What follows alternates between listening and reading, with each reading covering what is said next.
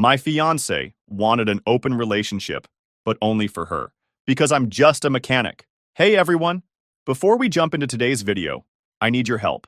We've noticed the channel is losing some traction, and subscribing is one of the best ways you can support us. It's quick, free, and it helps us keep bringing you awesome content. Your support means the world. Let's keep this channel growing together. Thanks so much.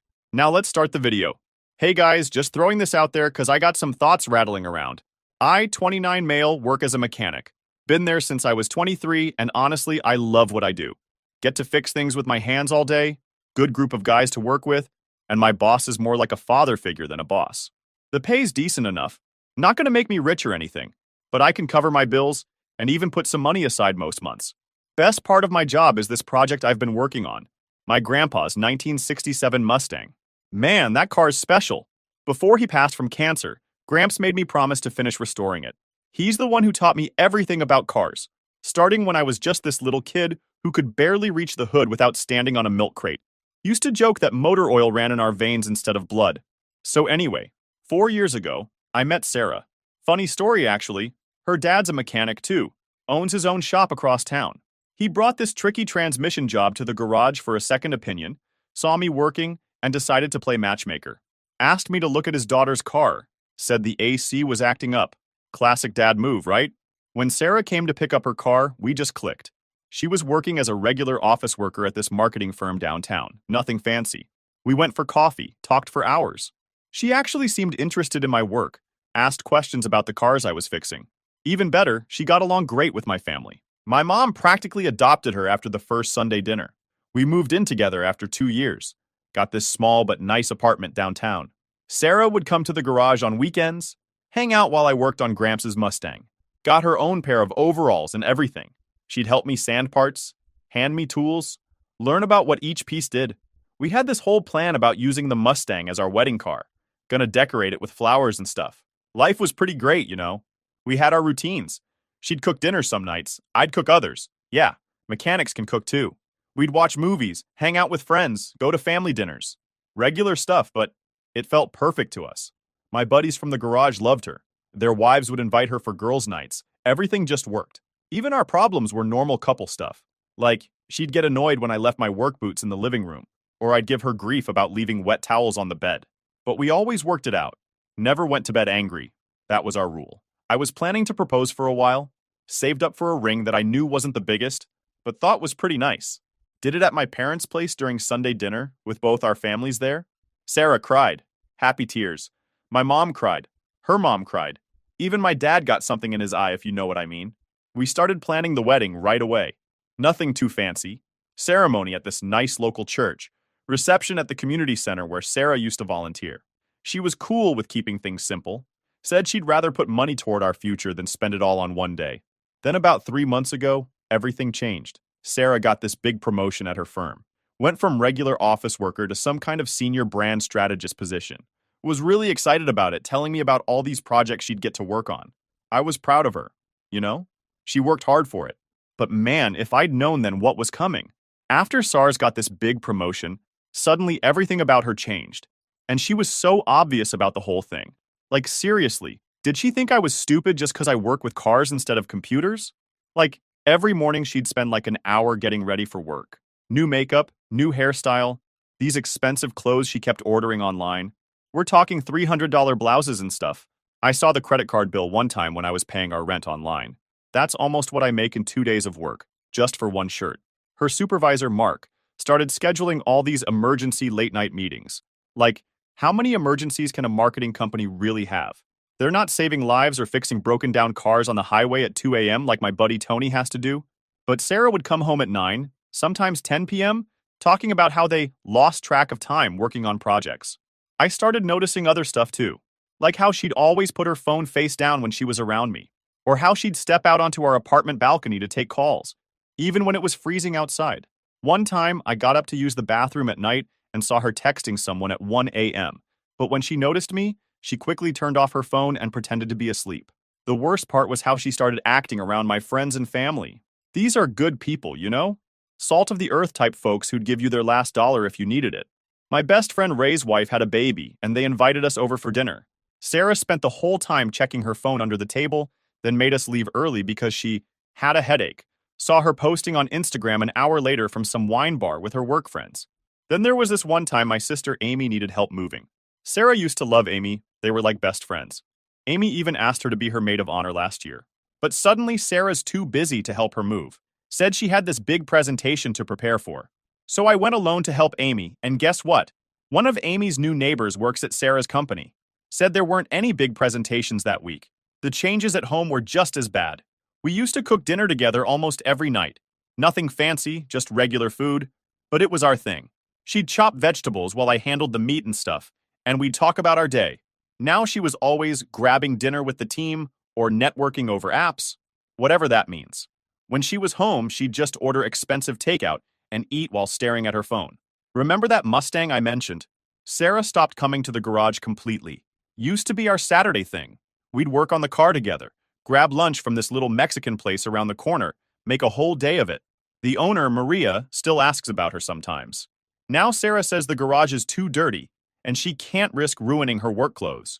Like she can't change clothes or something? One Saturday I was at work. Yeah, I pick up extra shifts sometimes. Sue me for wanting to save more money. And Sarah said she was going shopping with her work friends. Then my cousin Tim texted me a picture. He'd seen Sarah and Mark at this fancy restaurant across town. Definitely not shopping. They were sitting real close, laughing about something. Tim asked if I knew she was there. I played it cool, said yeah, must be a work lunch. Tim's not stupid though. He just sent back bro, and I knew what he was thinking. I started watching more closely after that. Notice how her work events were always on days when I had late shifts at the garage? Or how she'd get all nervous if I said I might stop by her office to bring her lunch. One time I actually tried to surprise her with lunch. This nice sandwich from the deli she used to love. Secretary said she was in a meeting, but I saw her car wasn't even in the parking lot. The final straw before everything went down, we were supposed to go look at wedding flowers one weekend. Sarah canceled last minute. Said she had to go to some emergency strategy meeting. Again with the emergencies in marketing? I was pretty upset. Called her work to leave a message about dinner plans. Guess what? Mark's secretary said they were both out of office that day. No meeting. Looking back, the signs were all there.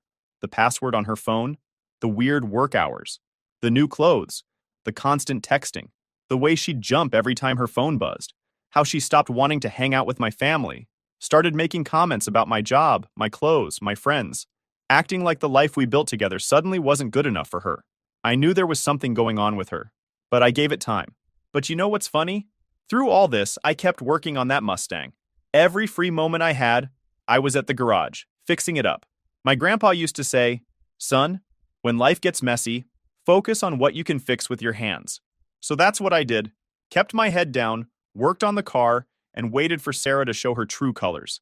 And boy, did she ever. But everything went down one night. It was a Tuesday night, nothing special. I'd just finished a 10-hour shift at the garage. All I wanted was to shower, eat some food, and maybe watch some YouTube videos about classic car restoration. Sarah was already home when I got there, which was weird because lately she'd been working late most nights.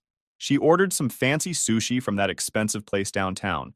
Another red flag because she only gets that stuff when she's trying to soften me up for something. The last time she ordered from there, it was when she accidentally scratched my truck backing out of the driveway. We're sitting on the couch and she's barely touching her food, just pushing it around with her chopsticks. She's wearing one of those new expensive outfits, full makeup and everything, even though she's supposedly been home for hours. I knew what was coming. Been waiting for it, actually. Had a whole plan worked out in my head for when she finally got the nerve to say it. So I just sat there eating and waiting for her to work up the courage. Finally, she puts down her phone. First time I've seen her do that voluntarily in months, and turns to face me. Gets this super serious look on her face. There's something I need to tell you, she says, all quiet and dramatic. Now, normally, this would be where a guy starts freaking out, right? But like I said, I've been expecting this. So I just look at her and go, what's up? Real casual, like I'm totally clueless about what's coming. She starts this whole speech she's obviously been practicing. I've been doing a lot of thinking lately. Yeah, bet you have. And I feel like maybe we should explore other options before the wedding. She's talking all careful, like she's explaining something to a kid. I take another bite of my sushi, acting like I'm thinking real hard about what she's saying. Then she drops it. I think we should try an open relationship. My stomach sank. Sarah had always watched her friends get into open relationships and called it the dumbest thing ever. Never even considered it for us. But now, with our wedding coming up soon, there was no way this was coming out of nowhere. Something was off, and I knew it. I wanted to start screaming, but looking at her face, how desperate and eager she was for my response, I played along. This is where my plan came in. Instead of getting mad or upset like she probably expected, I set my chopsticks down, took a breath, and said, "You know what? I've actually been thinking the same thing. Y'all should have seen her face. Like someone just told her they were canceling her favorite reality TV show. Her mouth literally dropped open. I kept going, really getting into it now. Man, I'm so glad you brought this up. I've been wondering how to talk to you about it. This is perfect timing." I'm grinning like I just won the lottery or something. She starts stuttering, clearly not expecting this reaction. You have? Totally, I say, pulling out my phone. Actually, you know that new receptionist at your office? Jessica? The one with the red hair? Think you could get her number for me? She seems super cool, and she's always so nice when I come by. That's when Sarah's whole face changed. Like, you could literally see the moment her plan backfired. She goes from shock to angry in about half a second. Jessica, why would you want Jessica's number? I played dumb. Well, if we're doing an open relationship, I figured I'd start there. She mentioned she's into classic cars last time I was at your office. Maybe I could show her the Mustang. Sarah jumped up from the couch like it was on fire. That's not what I meant, she practically yells. You can't date Jessica. Why not? I ask, still keeping my voice super casual. Isn't that what an open relationship means? We both get to see other people? That's when it all came pouring out. It was the moment I knew exactly how she felt about me. According to Sarah, I'm not in the right place career-wise to date someone like Jessica. Apparently, I need to work on myself first. Oh, and the best part? She thinks it should be a one-sided open relationship, just for her, because she's the one experiencing all this growth at her new position. I couldn't help it. I started laughing, like full-on belly laughing. So, let me get this straight, I said, wiping my eyes. You want permission to cheat on me while I sit at home working on my career? That what you're saying? She got all flustered, started crying about how I didn't understand and was twisting her words. Said someone in my position should be more understanding of her needs. That with her new job title, she needs to be able to network properly. Network, I said. Is that what they're calling it these days? That what you've been doing with Mark during all those late-night emergency meetings? The look on her face when I said Mark's name. Priceless. Like she'd seen a ghost or something. Started rambling about how I was being paranoid, insecure, how my low self-esteem was showing. I just sat there, eating my sushi, watching her dig herself deeper and deeper. Every excuse she made just proved what I already knew. This wasn't about an open relationship. This wasn't about growth or networking or whatever other corporate buzzwords she wanted to throw around. This was about her thinking she'd outgrown me. That somehow her fancy new title made her better than the guy who fixes cars for a living. That she deserved to upgrade while keeping me as a backup plan. Well, I had news for her. This mechanic might work with his hands, but he ain't stupid, and he definitely ain't nobody's backup plans. After that night, I crashed at Paul's place. His wife Jenny made up their spare room for me, wouldn't take no for an answer. Even made me breakfast the next morning. Pancakes and everything. Real friends, you know? I called my boss first thing in the morning. Told him the whole situation. My boss known me since I was a teenager hanging around his garage after school, learning about cars from my grandpa. He's like a second father to me. Take the day, he said. Dave can handle your appointments. Then he added, you know what your grandpa would say right now? Trust your gut, kid. And my gut was screaming that there was more to this story. Way more. So instead of going to work, I parked my truck, not the Mustang, too noticeable, across from our apartment building at 7 a.m. Sarah's car was still there. Usually, she leaves for work by 7:30, so I waited. Sure enough, 7:25 on the dot, she comes out. Looking all professional in one of her new outfits, designer handbag, the works. But instead of heading toward her office downtown, she drives in the completely opposite direction. I follow her, keeping a few cars between us. Not gonna lie, felt pretty stupid doing this detective stuff, but I needed to know. After about 15 minutes, she pulls into this fancy apartment complex, Riverside Towers. You know, those overpriced luxury apartments where all the young executives live? And who walks out to meet her? Mark. Freaking Mark. Mr. Perfect Supervisor himself, in his expensive suit, perfect hair, shiny shoes. They didn't even try to hide it. Just started making out right there in the parking lot, like they'd done this 100 times before. My hands were shaking so bad I almost dropped my phone, but I managed to record a video. Got pictures too. Part of me wanted to jump out of my truck and confront them right there. But you know what? They weren't worth catching an assault charge over. Instead, I just sat there, watching them walk to his car together. All lovey-dovey. They didn't go to the office. No, they drove to some fancy breakfast place downtown. Must be nice having time for fancy breakfasts on a workday. Meanwhile, the guys at my simple garage job were already 2 hours into their shifts. I went back to Paul's place after that. Jenny took one look at my face and knew something was wrong. I showed them the video. Paul started cursing up a storm. But Jenny? She got real quiet, then said something that hit hard. You know this isn't about you being a mechanic, right? This is about her being a cheater. She'd have done this no matter what job you had. She was right. This wasn't about social class or career paths or any of that stuff. This was about Sarah being selfish and thinking she could have it all. The faithful fiancé at home and the fancy affair with her boss. She knew what she was doing. This wasn't a mistake. This wasn't some fleeting curiosity.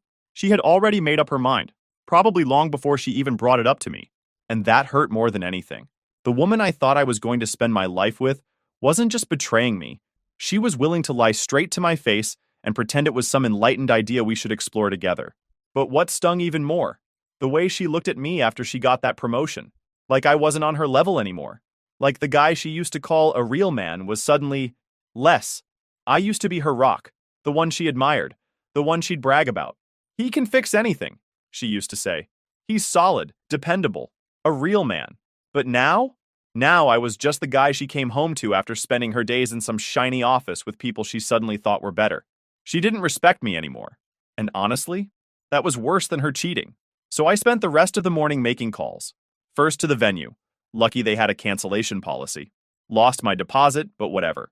Then the caterers, the DJ, all those other wedding things you never think about until you have to cancel them. The woman at the flower shop actually cried when I told her what happened. Said her husband had done something similar years ago. Gave me a full refund and told me to use the money to buy myself something nice. People can be really kind sometimes, you know. Then I did something I probably should have done weeks ago. I drove to Sarah's parents' house. Her dad's a mechanic too, owns his own small shop across town. That's actually how Sarah and I met. He brought a car to the garage for a second opinion, saw me working, and thought I'd be good for his daughter. Her mom answered the door, looking surprised to see me. "Honey, shouldn't you be at work?" she asked. Then she saw my face. "What's wrong?" I took out my phone, showed them the video. Her dad came to see what was going on. And man, I've never seen someone's face turn that red that fast. He started pacing, running his hands through his hair just like Sarah does. Used to do, when she's upset. "How long?" her mom asked quietly. "Don't know for sure," I said. "But my guess? Since the promotion." Her dad stopped pacing. "The promotion she got right after Mark became her supervisor?" I nodded. Everything was clicking into place now. Her mom started crying. "We raised her better than this," she kept saying. Her dad just looked disappointed, like he'd failed somehow. "Not your fault," I told them. "You did raise her better. She just chose differently." I showed them the credit card statements too. All the restaurant charges, the hotel charges. Showed them screenshots of her work event Instagram posts from nights I knew she was with Mark. "She asked for an open relationship last night," I said finally. "But only for her. Said I wasn't sophisticated enough to date other people." Her dad slammed his hand on the table. "Sophisticated? That what they call cheating these days?" We talked for a while longer. They kept apologizing, but I told them they had nothing to be sorry for. They weren't the ones cheating on me. Before I left, her dad hugged me. "You're still welcome here anytime," he said. "You're the son I never had." I drove back to Paul's place after that, feeling weirdly peaceful. Yeah, my wedding was canceled. Yeah, my fiancée was cheating on me with her boss. Yeah, I'd lost the deposit on pretty much everything. But you know what? For the first time in months, I didn't feel like I wasn't good enough. Didn't feel like I had to apologize for my job or my friends or who I was. I texted my boss, "Coming in tomorrow. Got a Mustang that needs finishing." His response? "That's my boy. Your grandpa would be proud." And you know what? I think he would be. Not because I caught Sarah cheating, but because I refused to let anyone make me feel ashamed of who I am and what I do for a living. The next day, Sarah's mom called me around noon. Said Sarah had been blowing up their phones all morning, crying about how I was being unreasonable and needed to think things through. I guess she didn't know I'd already shown them the evidence. Her mom asked if I'd come over again.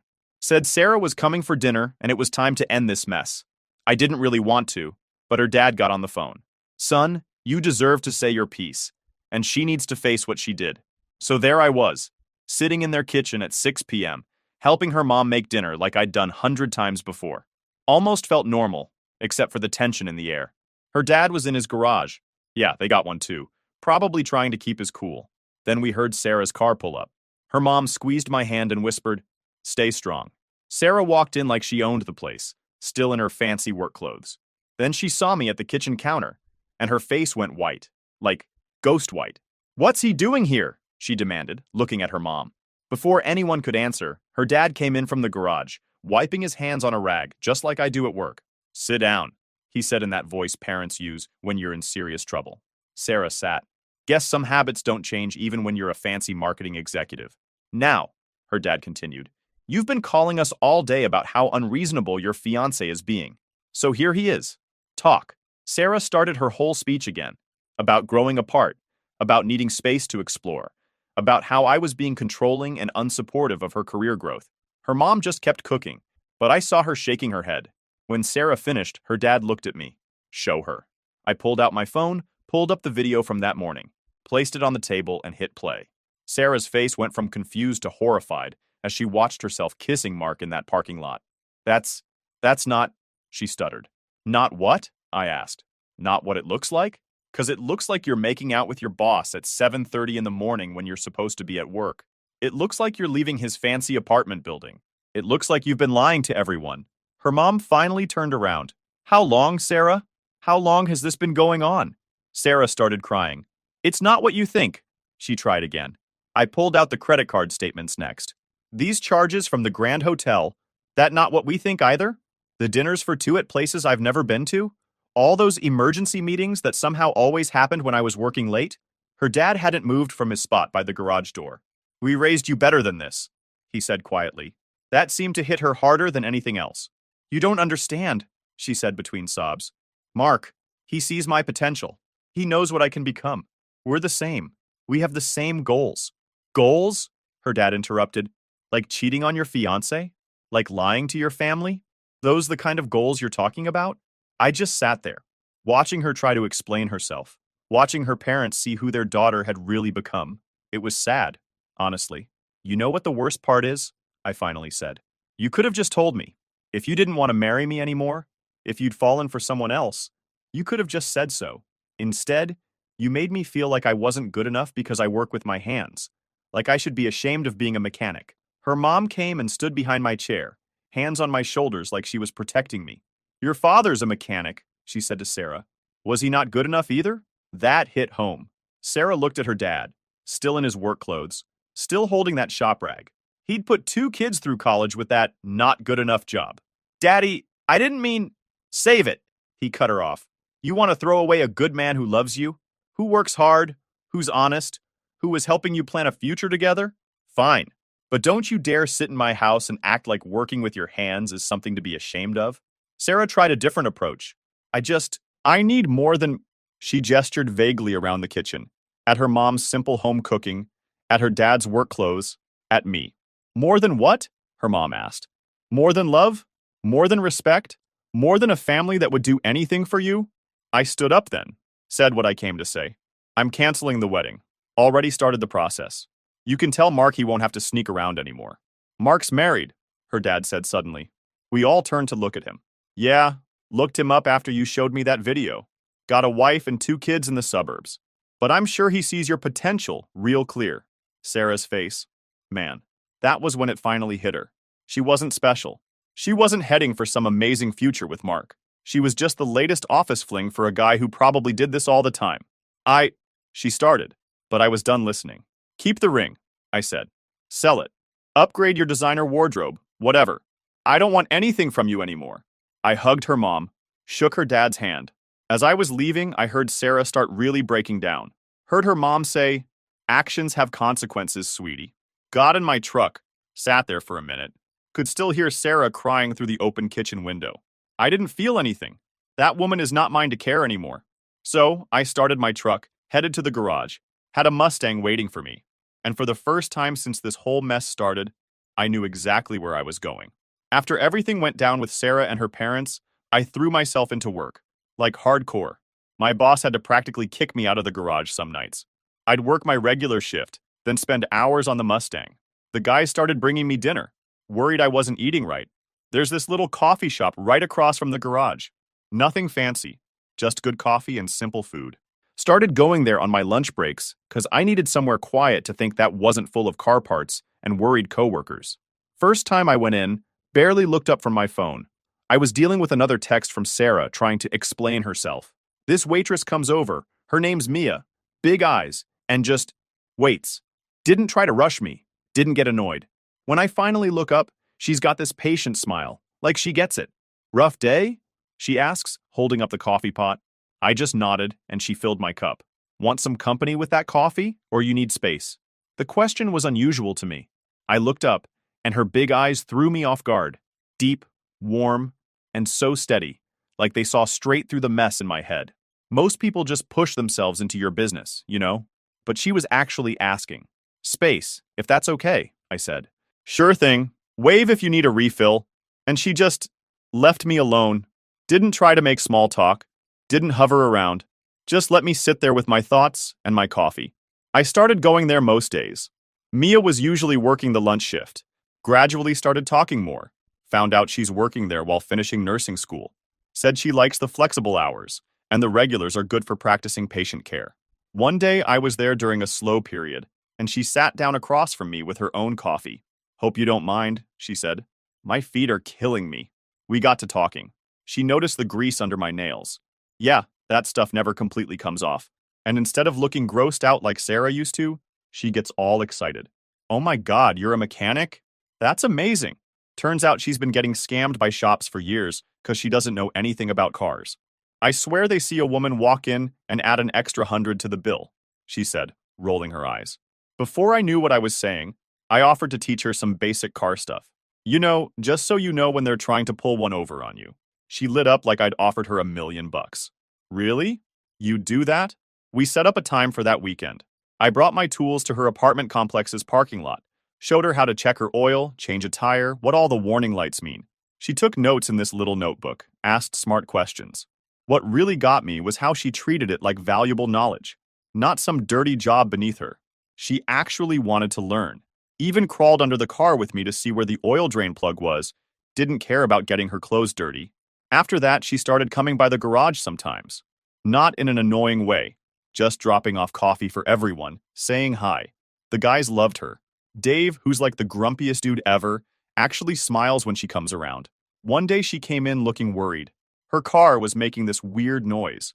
Without even thinking about it, I grabbed my tools and followed her out to take a look. Fixed it right there in the coffee shop parking lot. Just a loose belt. She tried to pay me, but I waved it off. Next day, she brings me this lunch she made herself. Nothing fancy, just a sandwich and some chips, but it was nice, you know? No complaints about grease stains or dirty hands or how I could do better than being a mechanic. We started hanging out more. She'd study at the garage while I worked on the Mustang. Started telling me about her classes, her plans for after graduation. I'd tell her about the cars I was working on, my ideas for the garage's future. The weird thing was, she actually listened, like really listened, asked follow-up questions, remembered details from previous conversations, and she never once made me feel like my job wasn't important, or like I should be doing something else with my life. One Saturday, I was showing her more about the Mustang. She sat in the driver's seat, running her hands over the steering wheel my grandpa had gripped thousands of times. Tell me about him, she said quietly. Your grandpa. So I did. Then she looks at me and says, he'd be really proud of how this is turning out. Just like that. Simple and honest. Not trying to make some grand statement or push me to change careers or anything. Just seeing the value in what I was doing. That's when it hit me. Here was someone who saw me, really saw me, and liked what she saw.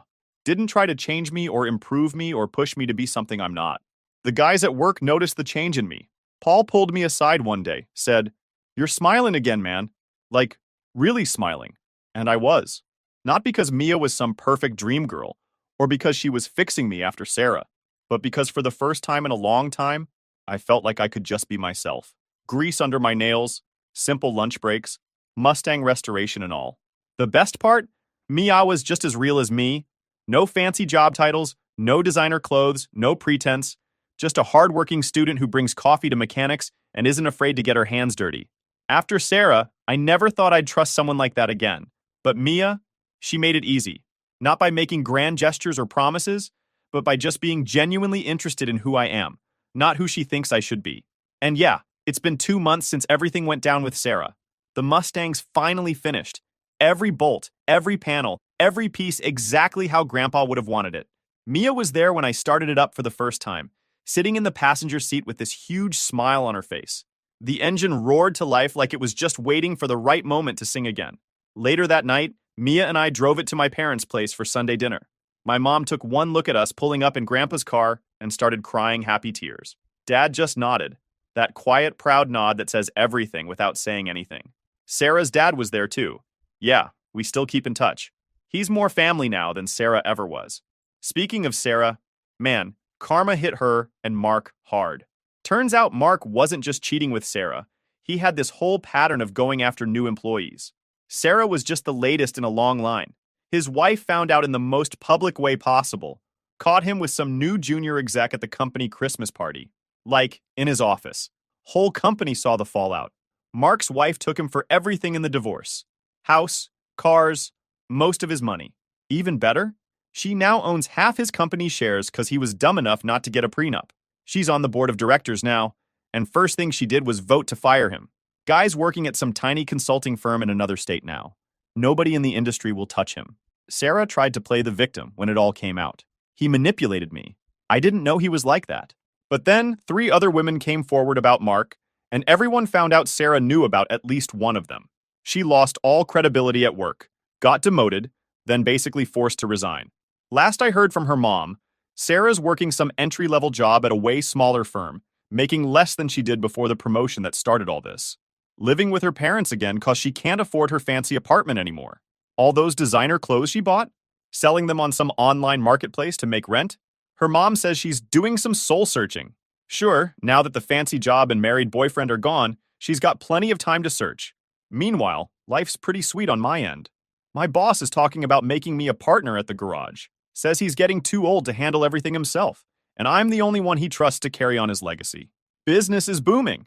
Turns out lots of people prefer honest mechanics who don't try to scam them. So yeah, here where I'm at right now. Sometimes the best karma isn't about bad things happening to people who hurt you. It's about good things happening to you, because you stayed true to yourself.